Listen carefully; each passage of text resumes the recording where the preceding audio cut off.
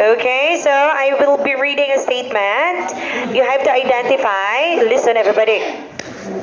You have to identify if that's bias or prejudice. Ready? Yes, ma'am. Number 1.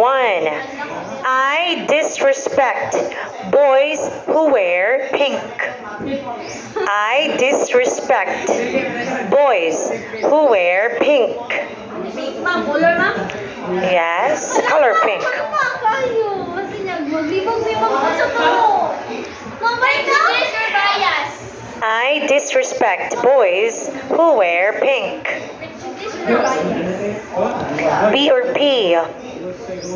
Pinalibutan na ko. No. Okay, maanad ba na marong spelling niya mo during the exam? Number 2. These sandwiches are horrible. These sandwiches are horrible. These sandwiches are horrible or taste bad. Labaw pa sa panos. Ito mo, ma'am. Galing ko.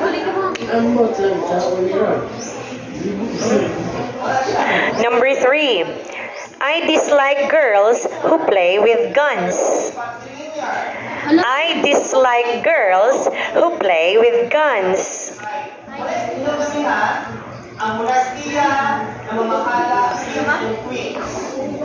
Always remember that bias, it has a tendency that you favor someone, that you favor a person, a group, or point of view in an unfair way. Example, female teachers give more attention to girls. Prejudice, it is a feeling you form beforehand, before knowing that person. Number 2. Number 2. Prejudice, it means that's your unfavorable opinion of that person without knowing him first. Of course, your opinion. These sandwiches are horrible. Number 3. I dislike girls who play with guns. Number 1 again. I disrespect boys who wear pink. It has the same annotation with number 4. 3. Number 4. Sarah is the best person for the job. Sarah is the daughter of the speaker. Number 4 na? Oh. Sarah, ang munting prinsesa, is the best person for the job. Because Sarah is the daughter of the speaker. Number 5. Boys should not play with dolls. Boys should not play with dolls. Alam mo, wala. Ay, kapipan mo. Namudulog dyan pero bunika. Ano na, nambuk na kayo ko ba? Ibalik sa lang mo. Lagi. Number 6. Pretty people are dumb. Pretty people are dumb. Damang ka na. Dumb ba? Pretty people are dumb. Dumb ways to die.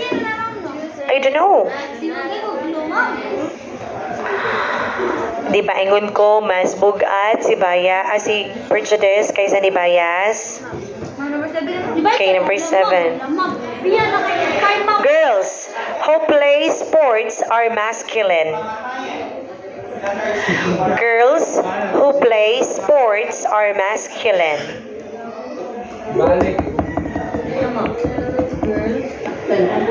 Tomorrow we'll dive deeper about the types of bias and then prejudice. Number 7 sa Number 7, girls who play sports are masculine. Ako, gani, ma'am. Possesses male quality. Ma'am, number Diba? 8 na. Number 8. Number 8, I hate classical music. It's too complex.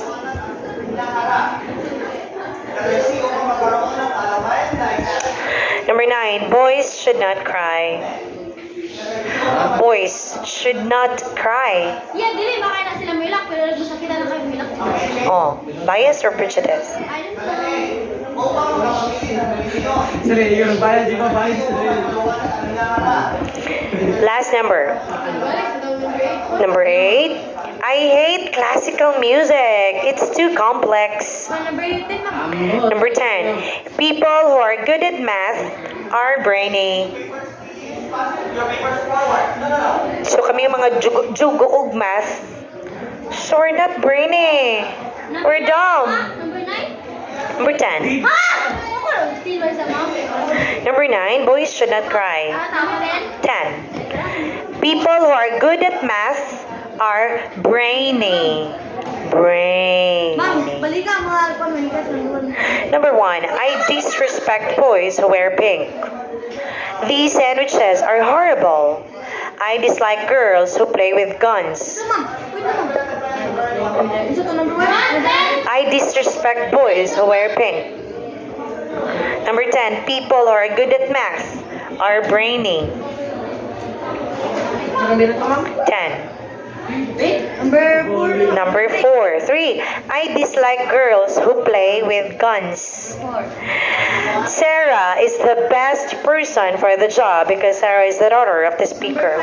5. Boys should not play with dolls. With dolls. Just like number 9. Boys should not cry. Ma'am, defect to na? Number 5. Ma'am, number 7. Just like 7. Girls who play sports are masculine. Number 5, 7 pa niya? Maybe. Number 6 na. Number 6. Pretty people are dumb. Iha, number 8. I hate classical music. Sige po. Okay, exchange your paper with your Dili si seat. Pai, dili si Pai. Okay, you choose someone who will check your paper. Mag-buy table pa na. Okay, bye table. Grabe no, kamu naging masunod ro mga panahuna. Lahi ka jud. My God. Dapat less carbohydrates na ta kay murag lingi na kayo tong naong.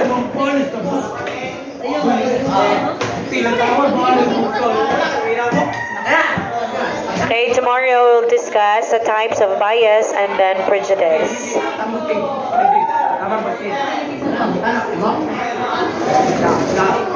Gulong.